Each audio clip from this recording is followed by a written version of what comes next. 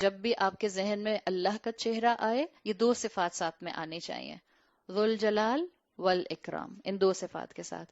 صحیح مسلم میں آپ صلی اللہ علیہ وسلم کی حدیث آتی ہے، رسول اللہ صلی اللہ علیہ وسلم نے فرمایا اللہ کے لیے حجابہ نور، اللہ کے اوپر ایک ویل ہے، اللہ کا حجاب جو ہے وہ نور ہے، یعنی اللہ کے حجاب سے ہر طرف روشنی پھیلتی ہے۔ اور یہ حدیث جو آپ کے سامنے میں نے اس وقت پڑھی ہے، حدیث صحیح مسلم کی، یہ معراج کے موقع کے بعد جب رسول اللہ صلی اللہ علیہ وسلم نے صحابہ کو آ کر بتایا کہ میری اللہ سے گفتگو ہوئی ہے، تو اس موقع پر آپ نے یہ الفاظ فرمائے تھے، حجابہ النور، اللہ کا حجاب، اللہ کا ویل اٹ سیلف روشنی سے بھرپور ہے، لائٹ ہے۔ ابو ذر غفاری نے پوچھا یا رسول اللہ حل رأیت ربک، کیا آپ نے اللہ کو دیکھا؟ آپ صلی اللہ علیہ وسلم نے فرمایا نور ان رأى، اٹ واز کمپلیٹلی نور، میں کیسے دیکھتا، مطلب صرف لائٹ ہی لائٹ تھی، اور وہ لائٹ جو تھی وہ کہاں سے آ رہی تھی؟ اللہ کے حجاب میں سے آ رہی تھی۔ اللہ کی ذات نہیں دیکھی آپ نے، اللہ کے اوپر ایک پورا حجاب تھا، اس لیے آپ صلی اللہ علیہ وسلم نے شروع کیا حجابہ النور، اللہ کا ویل پورا لائٹ ہے۔ تو پورا کا پورا رب کیسا ہوگا؟ واللہ عالم، جس کا دل چاہتا ہے وہ اپنی زندگی میں قربانی دینا، دین پر عمل کرنا، جنت کے لیے کوشش کرنا، ہمت کر کے شروع کر دے، تب انشاءاللہ ہمیں جنت میں پہنچ کر اللہ کا دیدار نصیب ہوگا۔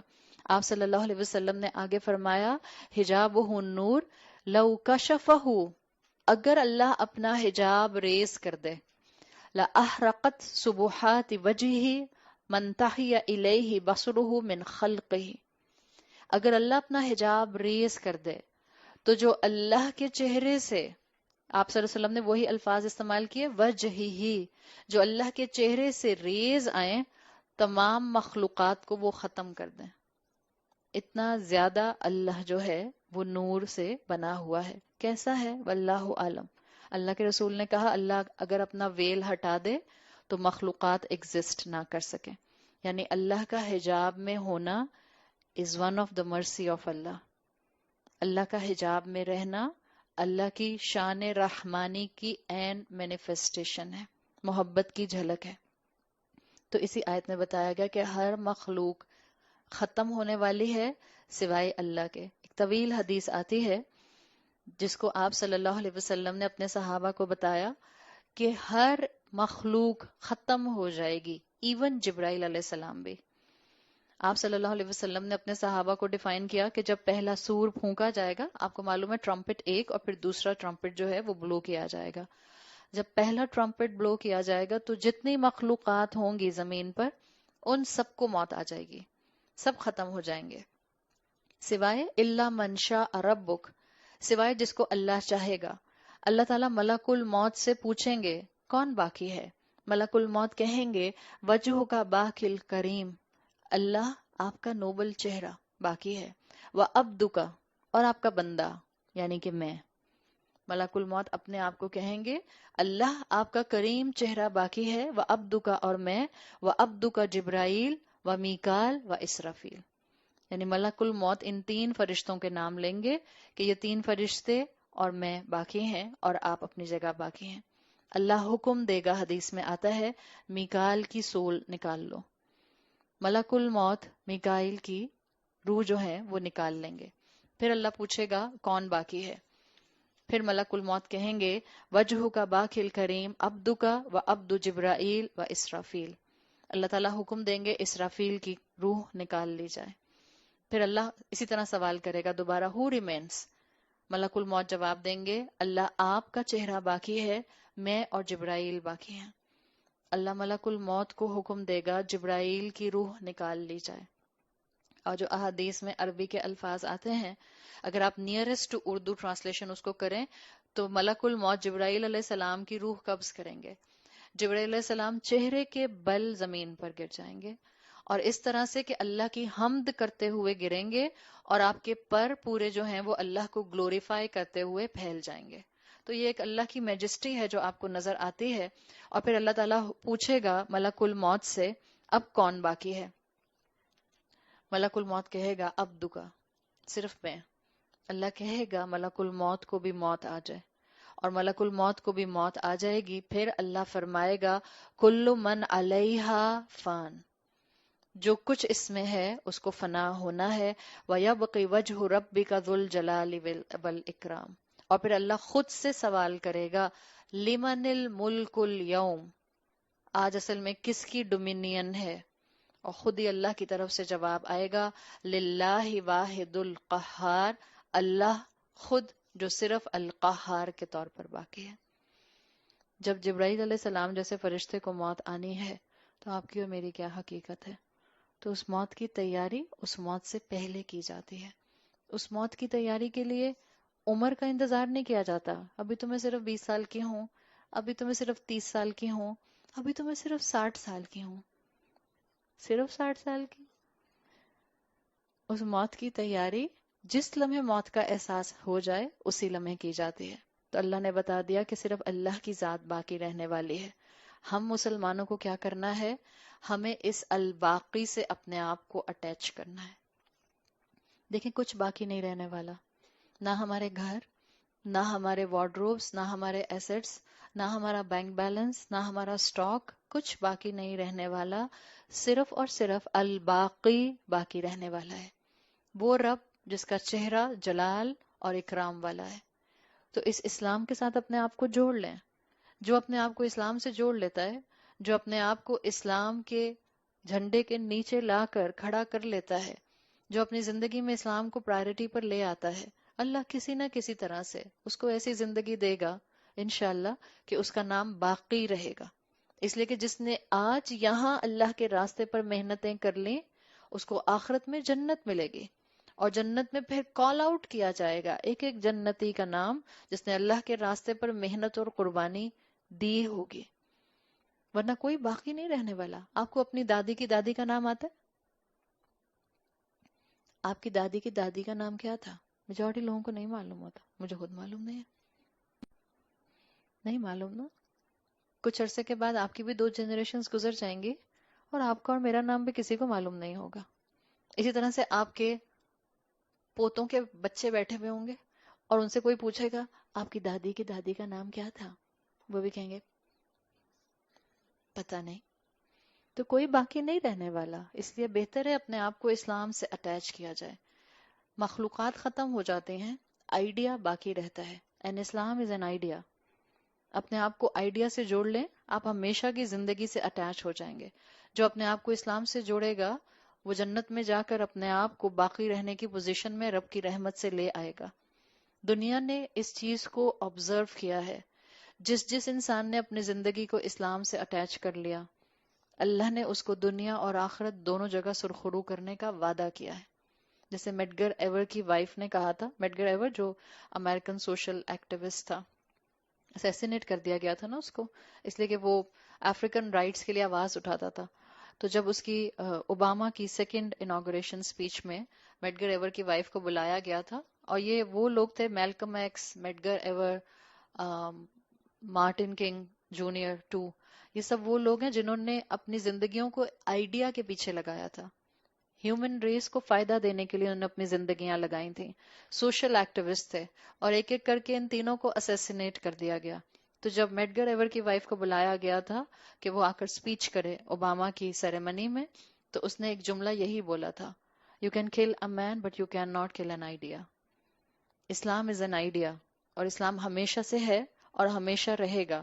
اور اللہ کے رسول صلی اللہ علیہ وسلم نے جب ابو جہل نے اونٹ کا گٹ لا کر آپ کے اوپر ڈال دیا تھا جب آپ حرم میں سجدہ کر رہے تھے، اور حضرت فاطمہ رضی اللہ عنہا آئی تھیں اور اپنے چھوٹے چھوٹے ہاتھوں سے اس اونٹ کے گٹ کو ہٹانے کی اپنے والد کے اوپر سے کوشش کر رہی تھیں، تو اس وقت آپ صلی اللہ علیہ وسلم نے ان کو پیار کرتے ہوئے یہی بات کہی تھی، جس کا مفہوم آتا ہے کہ میری بیٹی رو نہیں، ایک دن آئے گا کہ اسلام ہر گھر میں داخل ہوگا، اور آپ کو اور مجھے اپنا حصہ اس کے اندر ڈالنا ہے۔ کتنا آپ کا اور میرا حصہ ڈلے گا، بس اس کو اتنا ہی فائدہ اس کا پہنچنے والا ہے۔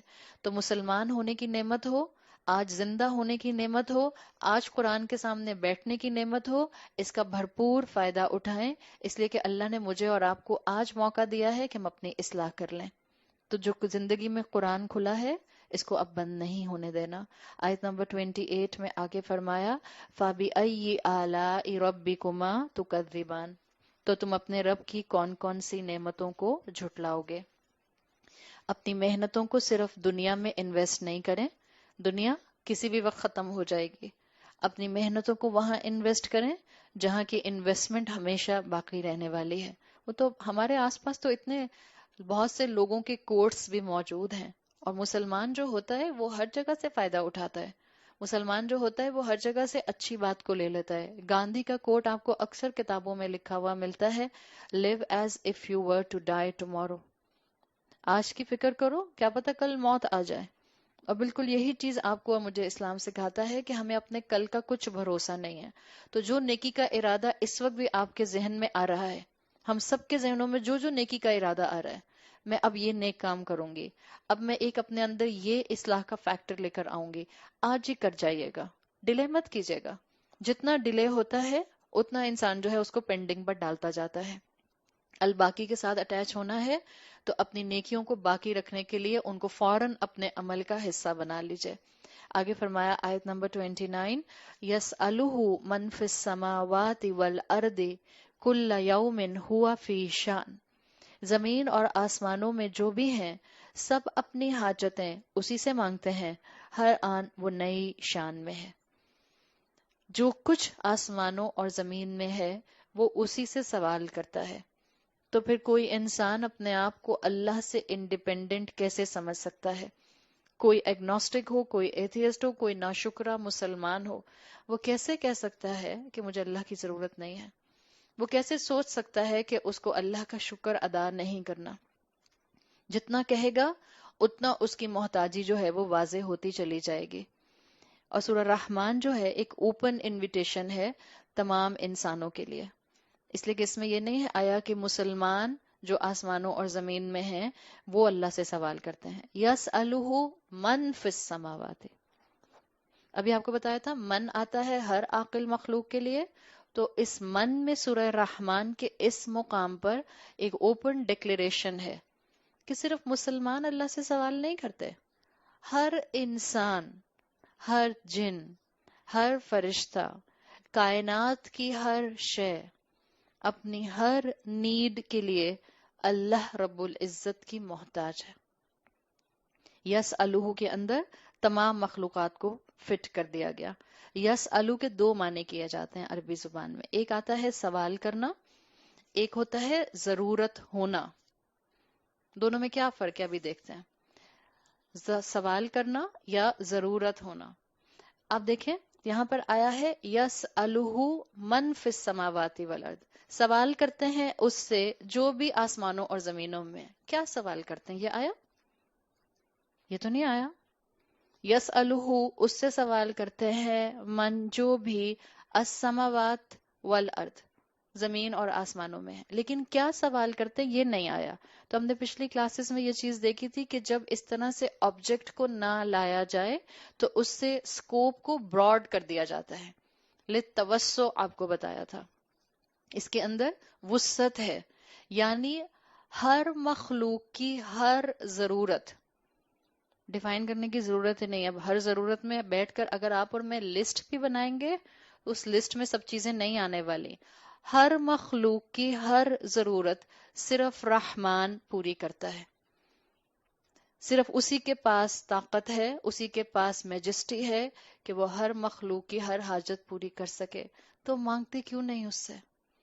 ہاتھ کیوں نہیں اٹھاتے اس کے سامنے؟ گڑ گڑاتے کیوں نہیں اس کے سامنے؟ بجائے اس کے کہ ہم لوگوں کو ڈھونڈیں کہ وہ ہمارے لیے دعا کریں. ہاں احادیث یہ بتاتی ہیں کہ آپ کسی نیک انسان کو یہ کہہ سکتی ہیں جو زندہ ہے کہ آپ بھی میرے لیے دعا کریں. کہا جا سکتا ہے. جیسے بھی آپ کو میں نے بتایا تھا کہ دعا میں وسیلہ بنانے کے لیے احادیث بتاتی ہیں کہ آپ اللہ کے ناموں کا وسیلہ بنا سکتے ہیں. اسی طرح سے جو اوتھینٹک طریقہ ہے وسیلہ بنانے کا، اس میں کسی نیک انسان سے کہا جا سکتا ہے کہ آپ میرے لیے دعا کیجئے. شرط یہ ہے کہ وہ نیک انسان زندہ ہو، شرط یہ ہے وہ دنیاوی زندگی میں موجود ہو. عالم برزخ میں موجود نیک انسانوں سے نہیں مدد مانگنے کی بات ہو رہی. آپ کو کسی حدیث میں نہیں ملے گا، آپ کو کسی صحابہ کے عمل میں نہیں ملے گا کہ آپ کو کہا جائے کہ وہ جو قبروں میں لیٹے ہوئے ہیں آپ ان کے پاس جائیں اور ان سے ریکویسٹ کریں کہ پلیز آپ بھی میرے لیے دعا کر دیں۔ وہ تو اپنے لیے اب دعا نہیں کر سکتے، وہ تو اب اپنے صدقہ جاریہ کے محتاج ہیں، یا اولاد کے محتاج ہیں، یا اپنے ان شاگردوں کے محتاج ہیں جو ان کی بتائے ہوئے علم پر عمل کریں گے تو ان تک اس کا ثواب پہنچے گا۔ تو ایک دوسرا پیٹرن احادیث میں جو ملتا ہے وسیلہ بنانے کا، دس از آتھینٹک وے، آپ کسی نیک انسان کو دعا کے لیے کہہ سکتے ہیں۔ But on a important note, اگر آپ صحابہ کی زندگیوں کو اسٹڈی کریں، صحابہ ریئرلی ایک دوسرے کے لیے دعا کے لیے کہا کرتے تھے۔ یہ نہیں میں کہہ رہی کہ اب آپ نہ کہیں، میرا کام ہے جو علم ہے اس کو میں آپ تک پہنچا دوں، اس کے بعد آپ کو خود بیلنس آ جائے گا کہ آپ نے کہاں بیلنس کرنا ہے۔ صحابہ کا معمول نہیں ہوتا تھا کہ وہ ہر ایک کو پکڑ کے کہیں پلیز میرے لیے دعا کریں، میرا نام یہ ہے، آپ میرا نام یاد رکھیں گے نا،